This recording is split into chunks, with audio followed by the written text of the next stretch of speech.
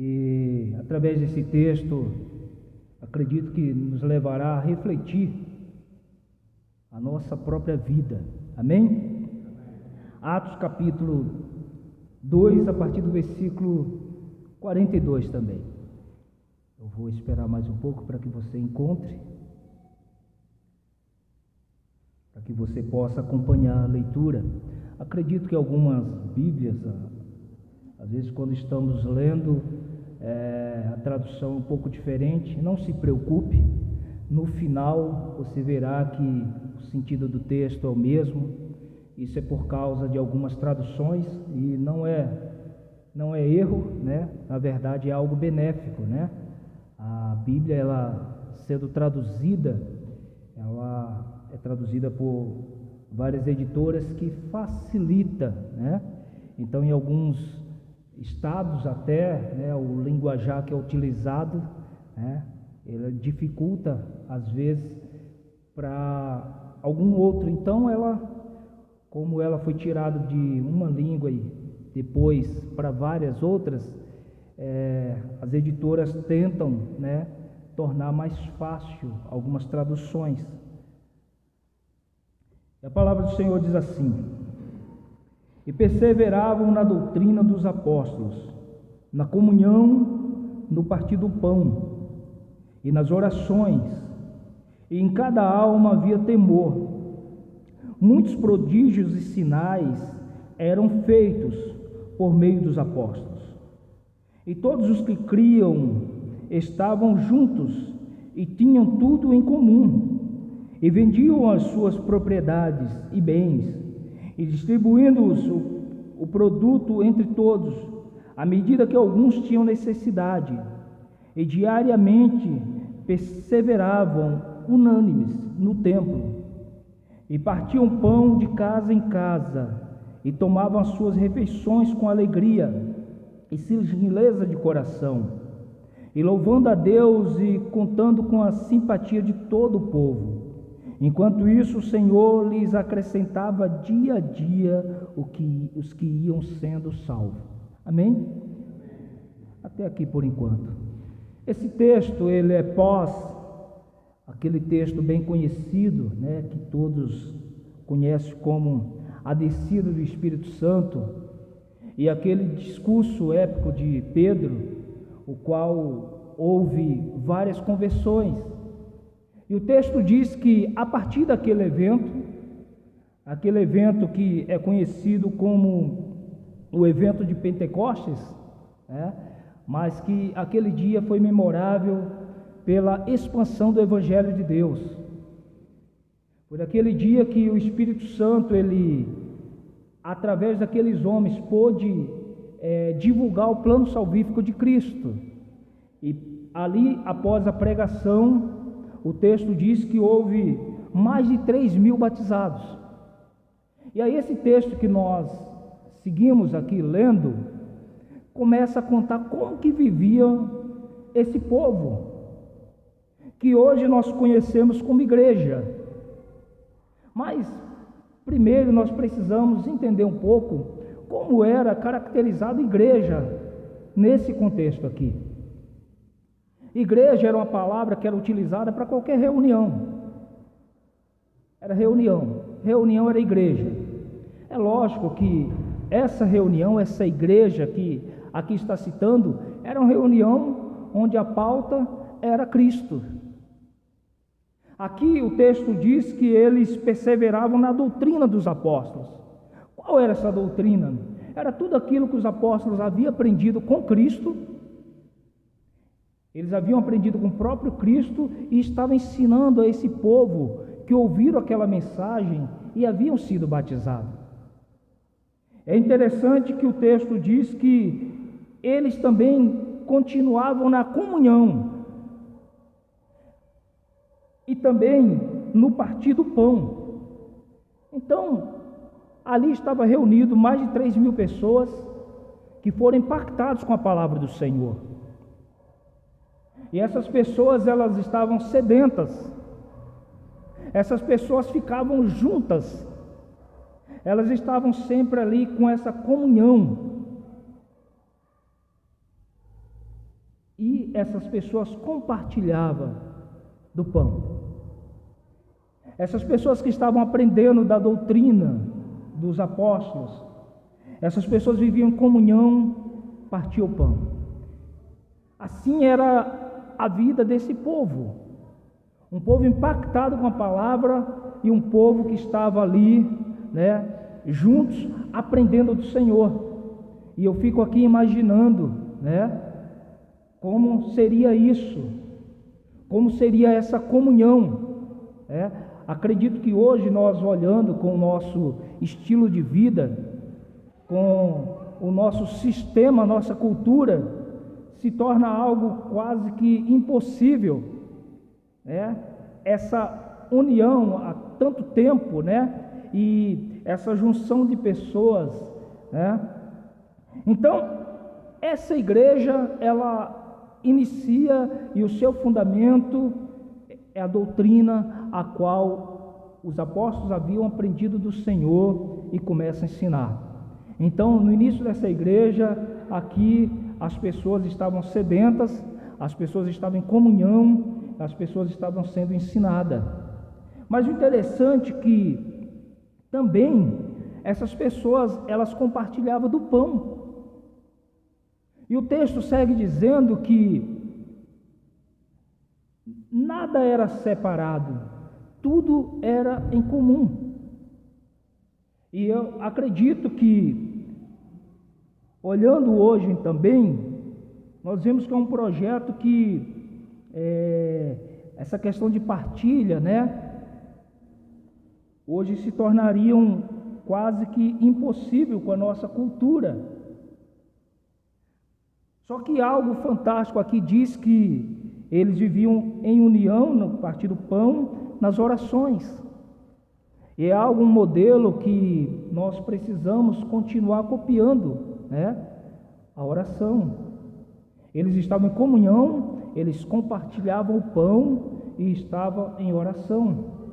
Ou seja, era uma igreja, era uma reunião na qual a pauta era Cristo, o ensino era Cristo, a atitude de partilha era a atitude de Cristo.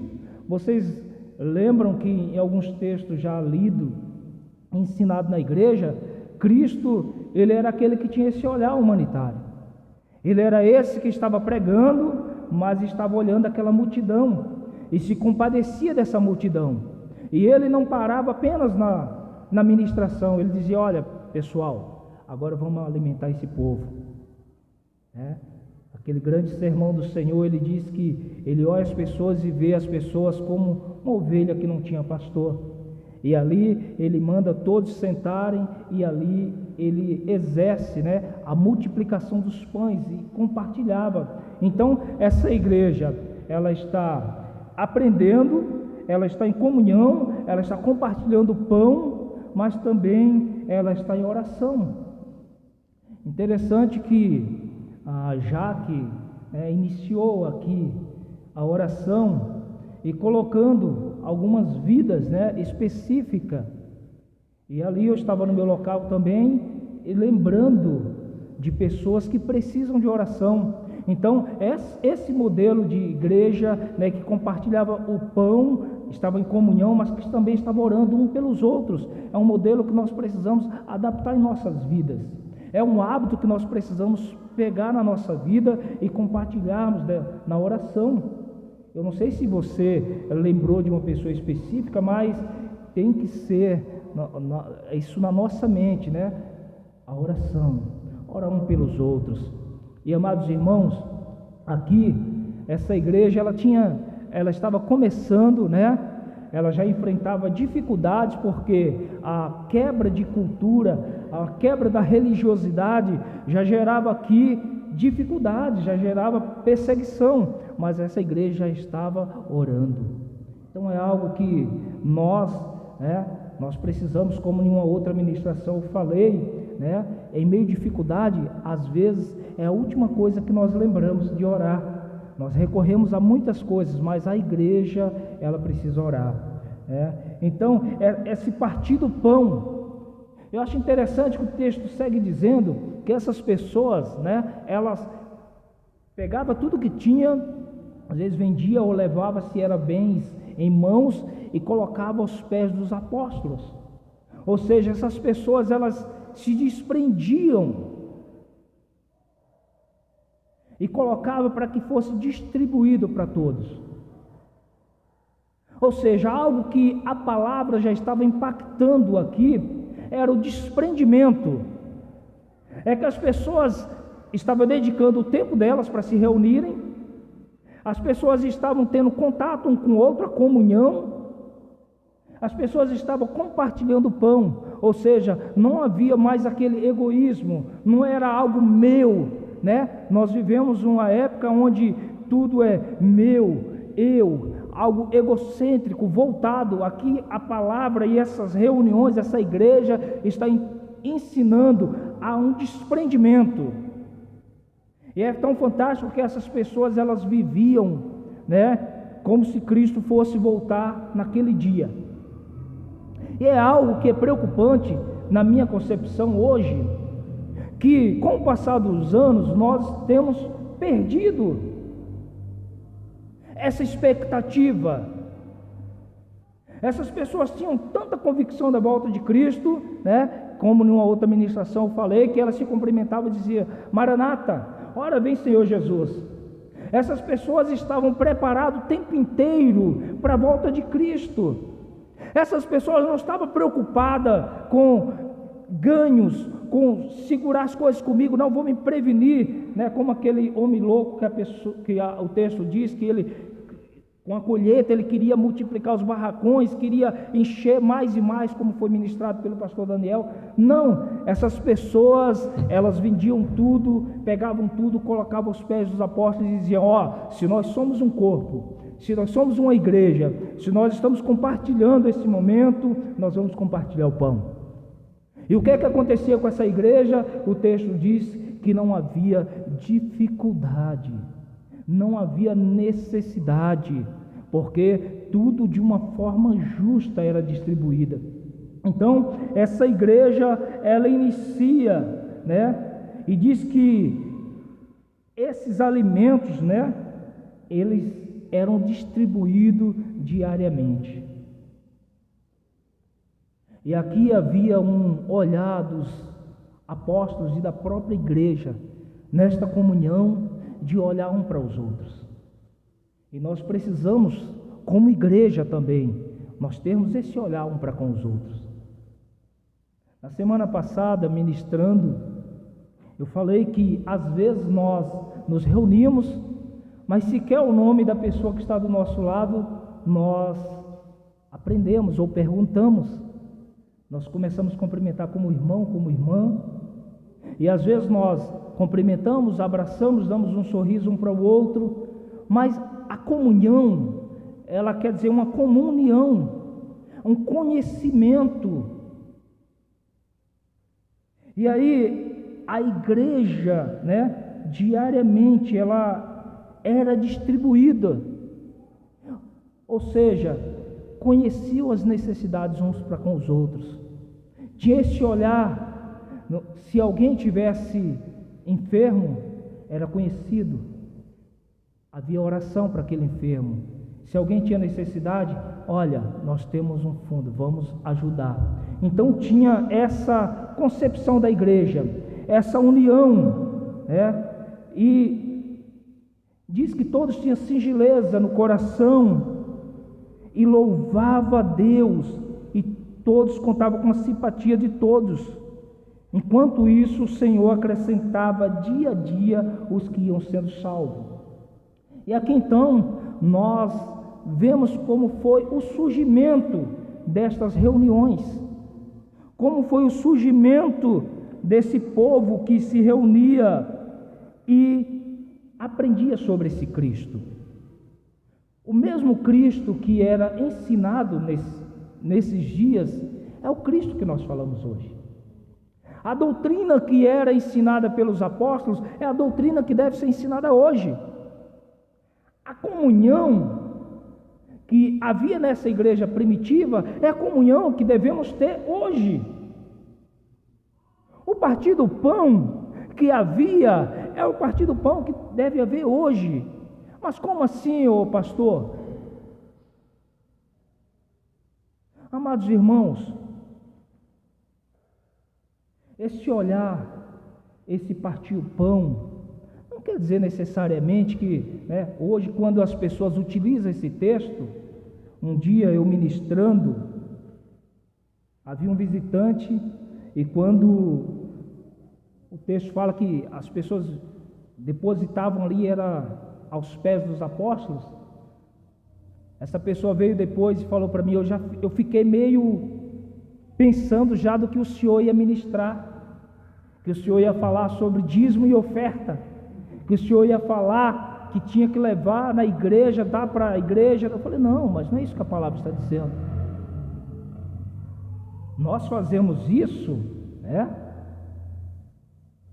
com alegria, quando nós temos um momento na igreja e que é um momento especial para nós que entendemos da palavra, o momento de entregar o dízimo, a oferta na casa do Senhor. Nós sabemos que é um recurso para nós suprirmos as necessidades que há no geral, para manutenção desse espaço, desse salão que hoje em alguns lugares é chamado como igreja, essa é a igreja, a casa do Senhor. Não, a igreja, eu e você, nós somos a igreja do Senhor, mas nós como igreja, nós nos reunimos como essa igreja aqui, e para reunir, nós estabelecemos um local, e glória a Deus por esse local, glória a Deus pelos recursos que chegaram nesse lugar, e que eu vejo, eu estou há pouco tempo aqui, me reunindo com vocês aqui há pouco tempo, e comentei até com a minha esposa, como dá alegria no coração de ver, o que o Senhor faz aqui no meio desta igreja, desta comunhão, o quanto que com poucos membros, poucos recursos, é feito tanto. Alguns sábados atrás eu estava aqui dando aula de violão à tarde e vendo os pedreiros concluindo ali a parte de reboco ali e do contrapiso. E eu comecei a olhar e falar assim, é Deus mesmo, porque são dinheiro investido, é muita coisa que foi investido aqui. Mas isso acontece por quê? Porque nós entendemos, não é porque o pastor força, porque o pastor ameaça, não. Quando chega, olha, vamos colocar, esses dias eu até ri que o pastor estava aqui e a pastora Lúcia lembrou, o pastor estava até esquecendo de recolher o dízimo e oferta, mas é algo que espontaneamente do nosso coração nós entregamos. Para quê? Porque todos nós usufruímos também desse lugar. Imagina nesses dias de chuva que estava tendo, se nós não tivéssemos esse teto, nós estaríamos na chuva. Imagina se alguém no passado, antes de eu chegar, não tivesse contribuído para comprar esse terreno, que eu ouvindo aqui do pastor, a história de comprar esse terreno, do quanto, está investido em dinheiro na fundação, quando ele falou o quanto teve que cavar e quanto teve que jogar de ferro e cimento aqui embaixo, eu fiquei assustado. Nem vemos, Quando chegou na parte de levantar a parede, já tinha ido valores absurdos. Mas por que isso aconteceu? Porque nesta reunião, nesse ensino e na nossa concepção, nós entendemos que nós precisamos também investir. Nós precisamos, compartilhar. E a igreja é isso, amados irmãos. Esses bancos de madeira que está aqui, acredito que o valor que foi tem pessoas que investiu para comprar esses bancos que certamente nem está mais vivo. E eu e você estamos usufruindo desse local, desse banco. Assim a igreja é uma igreja voltada nessa comunhão, no partir do pão. Não é uma igreja que está preocupada com eu, é uma igreja que está preocupada em participar. Essa igreja, ela pegava tudo, não. eu não preciso disso tudo.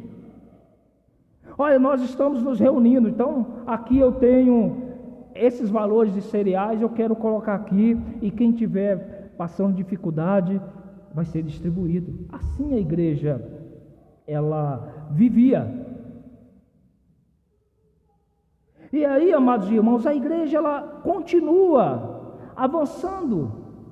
Então esse temor, essa oração, essa comunhão, ela continua. Então essas pessoas que aprenderam desses apóstolos, elas começam a expandir. Mas como está a igreja hoje?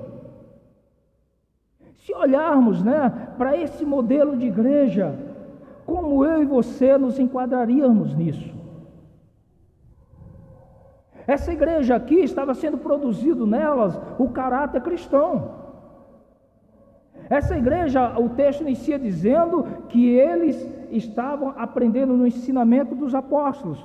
Os apóstolos estavam reproduzindo algo que eles tinham aprendido com quem? Com Cristo. O pessoal continuaram se reunindo após, eles aprenderam com quem? Com essa igreja que estava sendo ensinada com os apóstolos. E um dia alguém pagou um grande preço para que todos esses ensinamentos estivessem contidos aqui, neste livro sagrado, para eu e você aprendermos sobre isso e reproduzirmos. Então, este é o modelo que nós precisamos aprender. Agora vamos refletir. Eu como igreja, você como igreja, você não precisa responder, você não precisa apontar, não precisa cutucar o seu marido ou a sua esposa do lado, ou um filho, alguém. Como está essa igreja? Essa igreja, quando sai dessa reunião aqui, e que se torna igreja onde ela está, como está? Continua aprendendo do Senhor Jesus? Há temor nessa igreja? Há comunhão? Eu fico pensando, como que nós temos tendo essa sensibilidade, de perceber um irmão. Foi colocado algumas pessoas que está enferma.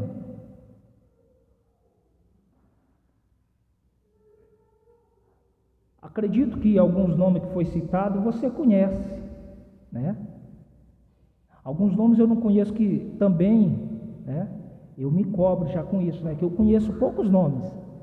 Eu também, com esse negócio de chamar irmão e irmã, e eu já sou péssimo para decorar nome, eu troco alguns nomes e a minha esposa que vai me auxiliando nisso, mas eu gostaria de sair daqui e mandar uma mensagem para alguém que foi citado aqui que está enfermo, ou até mesmo lembrar em casa e orar, porque essa é a atitude dessa igreja.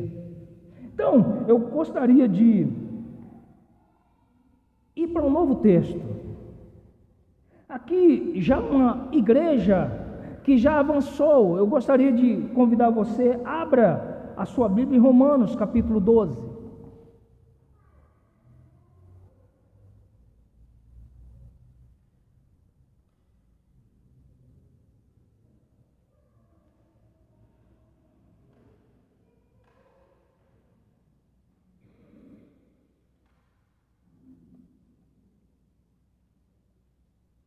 Romanos capítulo 12, a palavra diz assim: portanto, irmãos, pela misericórdia de Deus, peço que ofereçam o seu corpo como sacrifício vivo, santo e agradável a Deus. Este é o vosso culto racional. E não vivam conforme os padrões deste mundo, mas deixe que Deus os transforme pela renovação da mente, para que possam experimentar qual é a boa, agradável e perfeita vontade de Deus. Aqui já é o apóstolo Paulo, que veio posterior para esta fé, nesse momento do primeiro texto que eu li, Paulo ainda não estava convertido, Paulo ainda não estava fazendo parte dessa comunhão. Pelo contrário, Paulo começa a perseguir a igreja. Mas o texto diz que Paulo, um dia, ele perseguindo a igreja, o próprio Jesus aparece a ele e diz: olha, por que me persegues? E Paulo, ele, na religiosidade que ele estava vivendo, ele entendia que estava perseguindo um povo que estava disperso, estava indo contra a vontade de Deus, mas naquele momento ele aprende, e aí ele começa a aprender também sobre essa fé, sobre essa igreja, sobre essa comunhão, sobre o ensinamento dos apóstolos. E Paulo começa a viver isso. E aqui Paulo está escrevendo, para uma igreja que posteriormente já está uma igreja formatada de um sistema diferente. E ele aqui começa a já aclamar para essa igreja para voltar ao pensamento,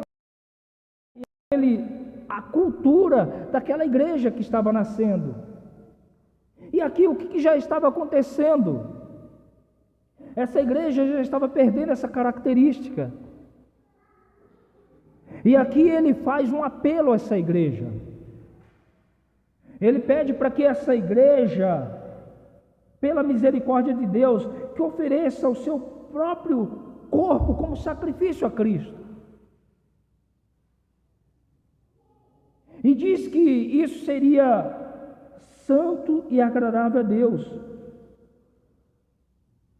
E ele fala que nós devíamos oferecer um culto a Deus, não um culto de simbolismo, como já era uma cultura antiga de oferecer animais em sacrifício ou coisa desse tipo, mas ele fala que nós devemos oferecer os nossos próprios corpos, e de uma forma racional, ou seja, a nossa própria vida.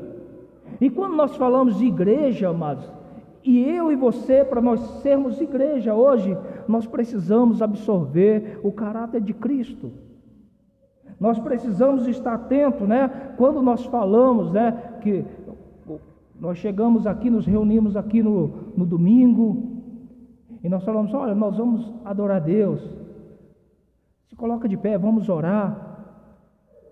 E nós seguimos até uma liturgia. Mas esse culto que nós oferecemos a Deus, ele não pode parar aqui. Esse culto, ele tem que se estender nas nossas vidas. E aqui Paulo começa a alertar essa igreja que já estava fugindo aos padrões daquela igreja modelo no nascedouro, a igreja da comunhão, a igreja do olhar para o próximo, a igreja de oração, uma igreja que compartilhava. E ele fala que precisava voltar a cultuar Deus com a sua vida. E nós, como igreja, amados irmãos, a nossa própria vida, ela deve ser um culto a Deus. Mas como que era oferecido um culto a Deus?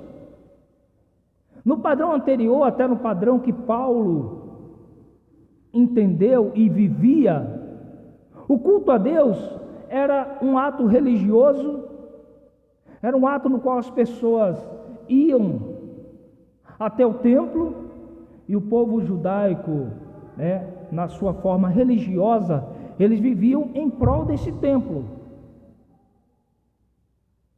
E o que acontecia? Essas pessoas levavam ofertas, havia um sacerdote, e levavam um animal, e através do sacrifício daquele animal, o pecado do povo era perdoado.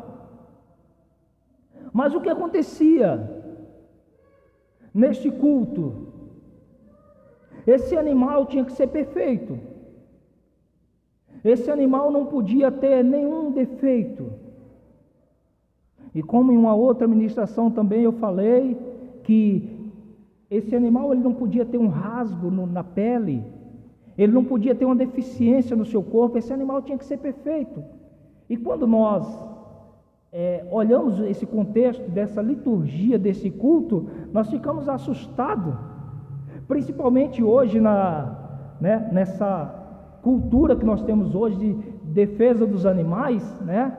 Às vezes você fica até meio com cuidado da forma que você vai ministrar sobre isso, as pessoas podem ficar se revoltadas, ficar imaginando o seu bichinho de estimação, mas não se preocupe, geralmente era cordeiro, rolinhas, né? Umas pombinhas, né?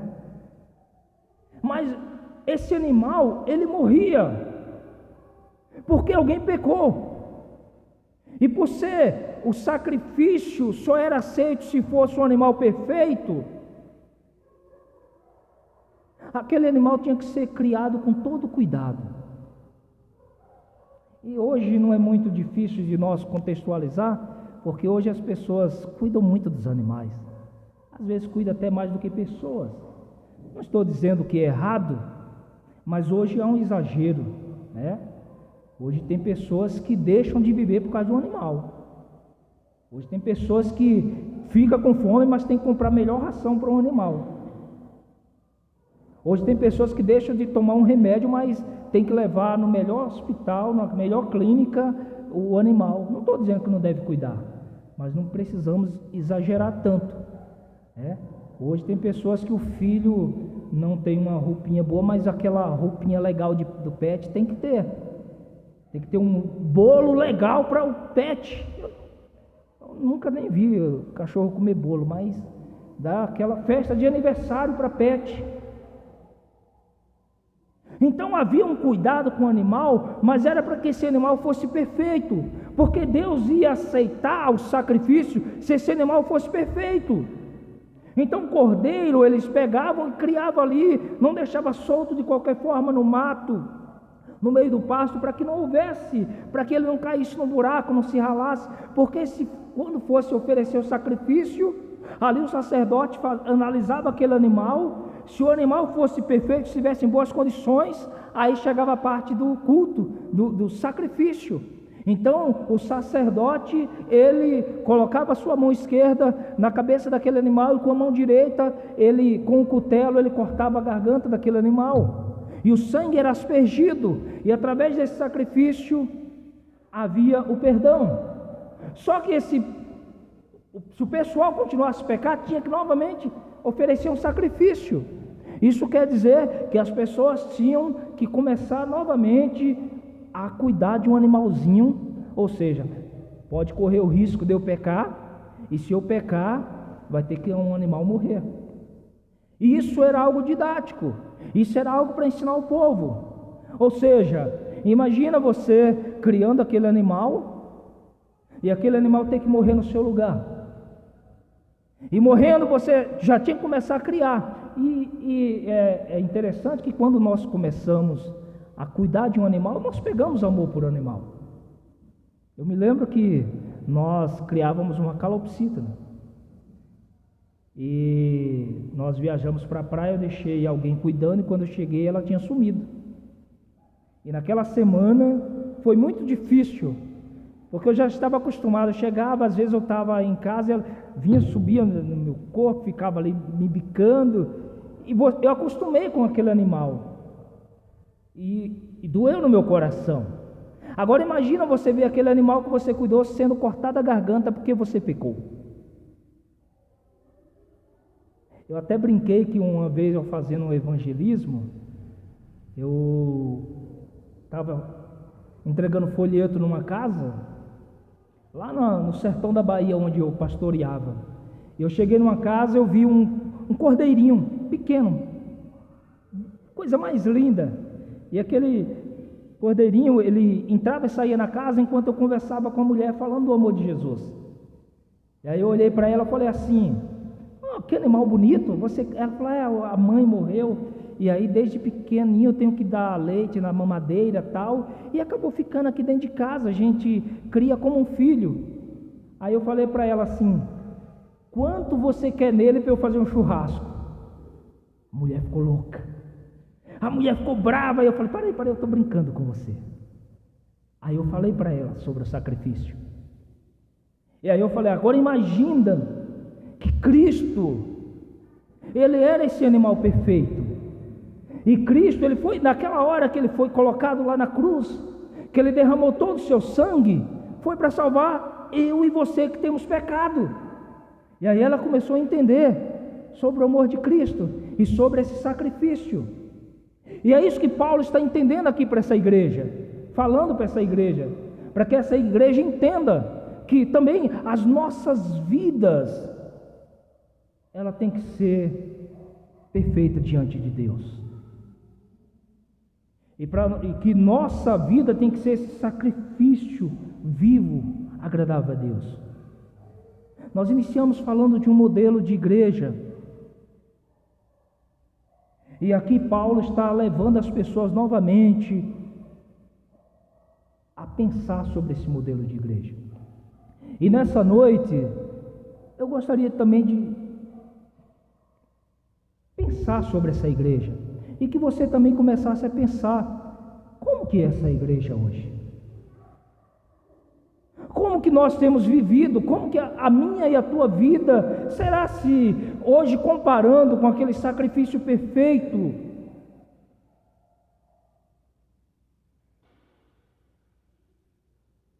E ele continua falando, não vivam conforme os padrões deste mundo. Olha que interessante, aquela igreja, quando começou a se reunir, aquelas mais de 3.000 pessoas, elas estão ali iniciando algo novo, algo que era reproduzido da atitude de Cristo. Ela estava saindo daquele padrão do mundo, e ela estava vindo para um padrão novo. Ela estava tendo comunhão, ela estava tendo oração, estava tendo ensino. E aí Paulo vem aqui e diz, olha, e não vos conformeis com essa igreja. Ela fala, olha, vocês hoje devem oferecer os corpos de vocês, a vida de vocês, como sacrifício vivo a Cristo. Ou seja, ele está falando, vocês igreja, tem que ter um padrão elevado, tem que ter um padrão que seja imitadores de Cristo. E ele diz, olha, esse modelo, ele difere dos padrões do mundo. E o chocante hoje, amados irmãos, é que ao longo dos anos esse padrão tem sido diluído. E esse padrão ele tem, Paulo diz, olha, não vos conformeis com os padrões desse mundo. E essa palavra conformar não está dizendo apenas em aceitar, mas aqui essa palavra conformar, ela está falando aqui de padrão, de formato. E eu até brinco que por um tempo a minha esposa ela é confeiteira, e nós tínhamos uma loja de doce. Então era normal eu ver diariamente a minha esposa fazendo bolo. E era interessante que, eu até falei uma outra vez que existem as formas. Então quando você coloca o bolo, que aí ela ia lá, tirava aquele bolo, e o bolo ficava no formato que a forma tinha. Então, se você visse o bolo em cima da mesa, eu já sabia, se eu visse o bolo em cima da mesa, eu sabia qual a forma que a minha esposa usou para fazer aquele bolo. Porque o bolo tinha o formato da forma. E aqui Paulo está ensinando a igreja, olha, não tome o formato do mundo. Então nós como igreja, nós precisamos ter uma vida santa, viver de uma forma que agrade a Deus, e nós precisamos nos diferenciar dos padrões desse mundo. E qual é o padrão deste mundo? O padrão desse mundo é totalmente contrário à vontade de Deus. O padrão desse mundo é um padrão no qual quer a todo custo apagar a imagem de Cristo. Os apóstolos nessa igreja aqui primitiva, nessa igreja no seu início, eles ensinavam a doutrina de Cristo, os ensinamentos de Cristo.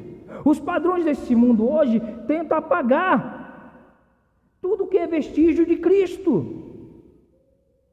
Daqui a alguns dias, nós vamos ter, a comemoração no dia 25 do Natal. E infelizmente, quando se aproxima do Natal, nós já começamos a ver na TV, nas redes sociais, tudo que é referente a Papai Noel. Então as pessoas já começam a se programar pensando em presentes. Então quando se fala de Natal, se fala em presente, em Papai Noel. Mas o que a igreja pensa sobre o Natal? Nós comemoramos o nascimento de Cristo. Mas o padrão desse mundo tem investido tanto para apagar a imagem de Cristo, que poucas pessoas lembram do Natal como o nascimento de Cristo. Quer ver algo mais recente? Dias atrás, teve a maior repercussão nas mídias, e o Brasil já está se aderindo a um movimento, e a uma comemoração que surge nos Estados Unidos, mas tem se espalhado, o Halloween. Quem lembra, qual foi a data mesmo do Halloween, que foi comemorado aqui no Brasil mesmo? 31 de outubro. E houve comemorações, eu vi as empresas, todo mundo vestido de bruxa e coisas desse tipo. Mas quantas pessoas lembraram da data que a igreja por muitos anos vem comemorando, que é a Reforma Protestante? Uma data importante para a igreja, uma data na qual comemorada, e uma data na qual nós realmente temos gratidão, mas já colocaram o Halloween nesse dia, para que apague essa data. Então os padrões desse mundo, ele é para apagar a imagem de Cristo, e é por isso que nós, igreja, não podemos nos conformar, nós não podemos tomar o formato deste mundo. Nós não podemos deixar essa cultura apagar aquilo que foi ensinado. Então, não vos conformeis com os padrões desse mundo. Infelizmente, amados irmãos, qual é o padrão desse mundo? A palavra diz que eles permaneciam na doutrina. E quando falamos em doutrina, nós falamos de padrões cristãos. E os padrões cristãos estão inseridos aqui nessa palavra. Mas o quanto que os padrões têm sido diluídos? O quanto que o mundo tem apagado esses padrões? O partir do pão? Nós vivemos, eu estava vendo esses dias publicações. As pessoas hoje, elas são consumistas, são acumuladoras. Então, às vezes na rede social, eu vejo aqueles pequenos vídeos que às vezes entram, você está assistindo alguma coisa, entra aqueles vídeos, geralmente uma publicidade, e fala assim, se você quer aprender como ganhar o seu primeiro milhão, clique aqui nesse botão. Então investe muito isso, porque nós vivemos num mundo consumista, num mundo no qual as pessoas querem ter. A palavra ensinava, a igreja ensinava que nós devemos nos desprender, e nos desprender, nos libertar. E é por isso que esses padrões do mundo, ele não pode ser aderido à nossa vida. Ah, Macedo, mas eu não posso ter? Pode, mas eu não posso me apegar. Eu não posso ter isso como meu tudo. Qual é a nossa maior esperança? a nossa maior esperança é a salvação em Cristo. O quanto nós temos investido para essa salvação? O quanto nós nos dedicamos diariamente pensando na salvação? Agora eu faço a outra pergunta: o quanto nós nos dedicamos nas coisas seculares? O quanto nós investimos na nossa vida para padrões aqui nessa terra? Não estou dizendo que nós não podemos investir. Podemos. Eu estou estudando já, né? Até brincaram comigo: pô, mas você nessa idade ainda está pensando em estudar? Eu estou me preparando em algumas situações, mas o meu foco é estar com o Senhor. Essas coisas não me prendem aqui. Então essas pessoas viviam nessa comunhão, essas pessoas viviam como se Cristo fosse voltar naquele dia. Se Cristo voltasse hoje, como estaria a sua vida? Se Cristo voltasse nesse momento, eu estaria preparado? Ou eu estaria envolvido com tantas coisas? Eu acredito que se a palavra diz que Cristo virá como ladrão, ninguém sabe a hora, o dia, data, embora alguns estudiosos às vezes querem adivinhar, né? Eu já vi algumas denominações que marcam data, vai ser aqui que Cristo vai voltar. Já tem um sinal, né? Porque agora que o anticristo, com essas guerras aí, o anticristo vai chegar, tal. Não, ninguém sabe. Ninguém sabe o dia nem a hora. Pode ser agora.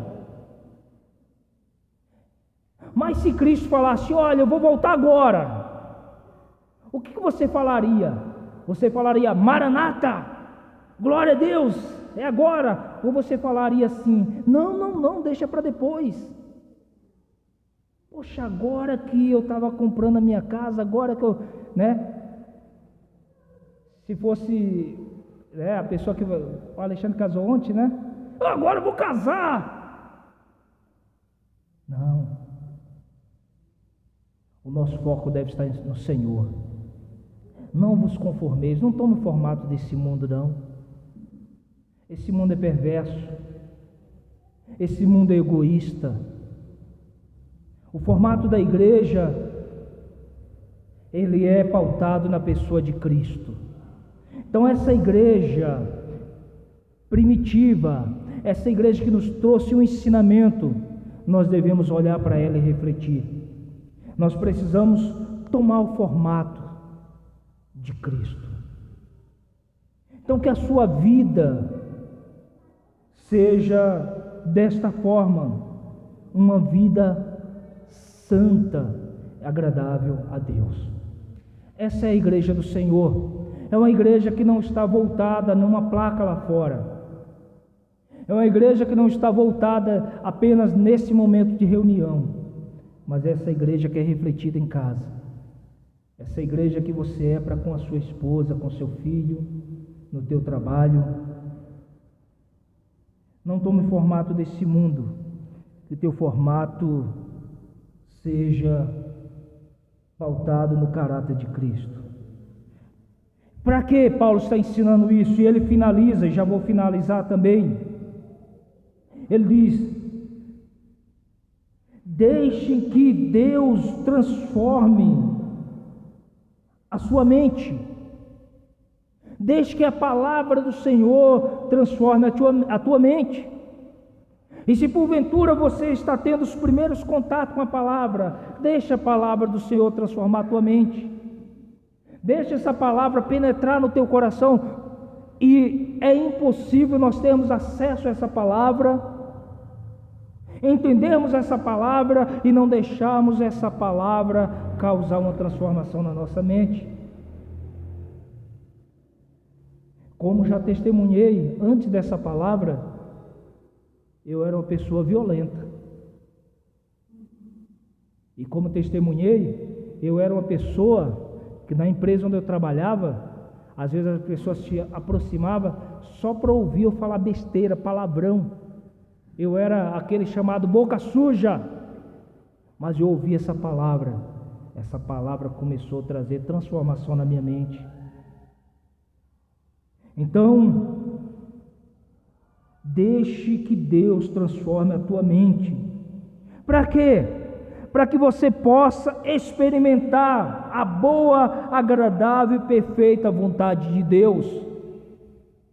E sem essa transformação na mente, você não vai conseguir entender qual é a boa, perfeita e agradável vontade de Deus. Então esses ensinamentos é para que nós sejamos uma igreja, para que nós sejamos esta pessoa que vivemos uma vida santa, uma vida que não se enquadra nos padrões desse mundo, uma vida separada, uma vida que não vai escandalizar quando você se identificar como cristão. Ah, você é cristão? Meu Deus, só estou sabendo que você é cristão quando você abriu a boca, porque as atitudes não parecem. Viva a boa, perfeita e agradável vontade de Deus. Eu quero te convidar a se colocar de pé.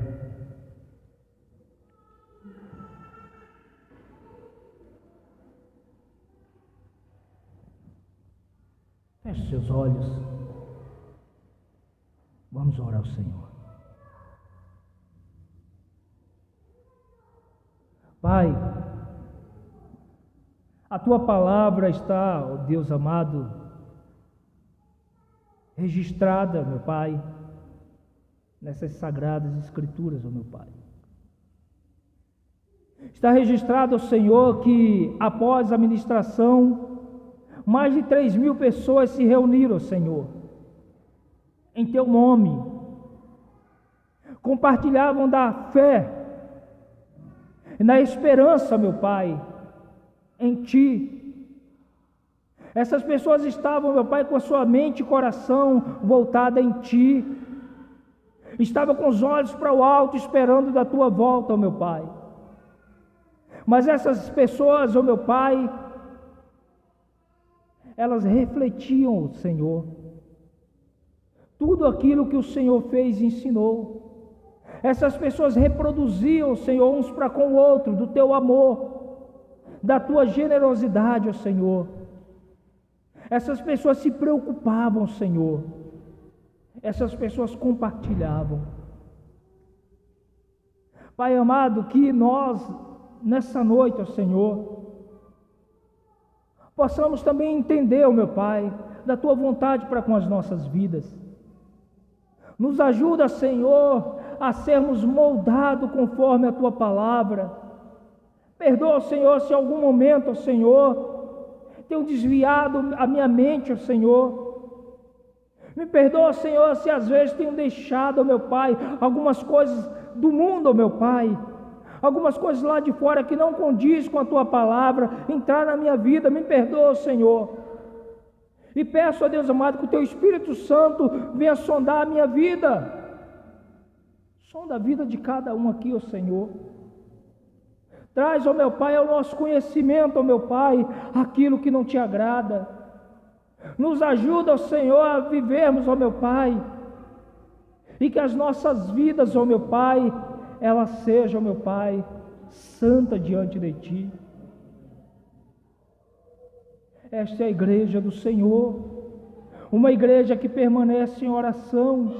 Nos ajuda, ó meu Pai, a dedicarmos tempo em oração. Nos ajuda, meu Pai, a orarmos uns para com os outros, ó Deus amado. Nos ajuda a olhar para o outro, Senhor.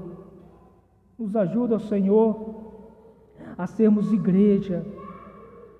Tira, meu Pai, da nossa mente e do nosso coração tudo aquilo que desagrada ao Senhor. Renova a nossa mente, o nosso coração, a nossa vida, meu Pai, com a Tua palavra, Senhor. Espírito Santo de Deus, nos ajuda, meu Pai, a deixarmos essa palavra, meu Pai, penetrar no nosso coração. Às vezes, ó Senhor, nós somos tão egocêntricos, meu Pai. Nós somos tão cheios da razão que às vezes nós achamos que estamos acima daquilo que é ensinado. Às vezes achamos, ó meu Pai, que nós vivemos uma vida, ó meu Pai, acima, meu Pai, daquilo que é ensinado, mas, ó Deus, às vezes não chegamos nem perto daquilo que é da Tua vontade. Quebra, meu Pai, tudo aquilo, ó meu Pai, que não Te agrada. Espírito Santo de Deus, que possamos, ó Deus, nessa caminhada, a cada dia tomarmos o formato Teu, ó Senhor. Que venhamos parecer contigo, ó meu Pai. Que, ó Deus amado, as nossas atitudes, ó meu Pai, quando as pessoas têm acesso, ó Deus amado, a cada um de nós, que através das nossas atitudes elas possam perceber o Senhor Jesus, que elas possam aprender sobre o Senhor Jesus através das nossas vidas. Eu te agradeço, ó Deus, pela tua misericórdia, Senhor, porque, ó Deus amado, nós vivemos nesse tempo de graça, ó Senhor, nesse tempo na qual, ó Deus amado, o Senhor nos dá oportunidade a cada dia de melhorarmos, ó meu Pai. O Senhor nos dá oportunidade a cada dia, ó meu Pai, de revermos as nossas atitudes, de revermos a nossa vida, de revermos o nosso estado, Senhor. Espírito Santo de Deus, nos ajuda, meu Pai, a tomarmos esse formato que agrada ao Senhor, em nome de Jesus. Amém. Que Deus abençoe, que essa palavra possa gerar no teu coração o desejo de ser essa igreja do Senhor. Que você possa a refletir, não se decepcionar, mas que você venha a recorrer ao Senhor, para que você tenha o formato dessa igreja, e que a cada dia os padrões desse mundo estejam diante da tua vida, da tua família, em nome de Jesus. Que Deus abençoe.